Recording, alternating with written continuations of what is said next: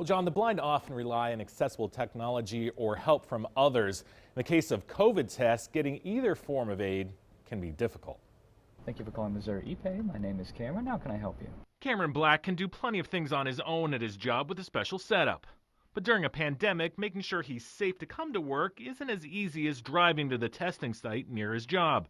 Black is blind. If I did need a COVID test done and I needed it done quickly, I would either have to think of an extremely trusting, sighted friend that I knew could come over and do it, or I would have to find a ride into a CVS or a Walgreens or something of that nature. But I would not be able just to pick one up or have one mailed to me and do it myself.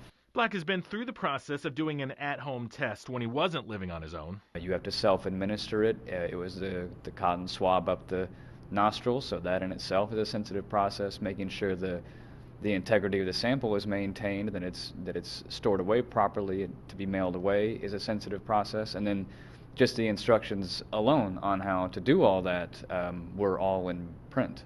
Then there's the problem of figuring out the results. Nearly 2 years into the pandemic, he says sadly he's not surprised testing companies haven't considered the 8 million blind Americans, including 200,000 living in Kansas and Missouri. Says he hopes they do going forward, as he and the rest of his Alpha Point coworkers try to do their part to end the pandemic too. There's 300 plus blind people in this building who are going to have a hard time getting tested or getting vaccinated or whatever the case may be. They will find a way to do it. We can do it, but it is definitely an arduous process.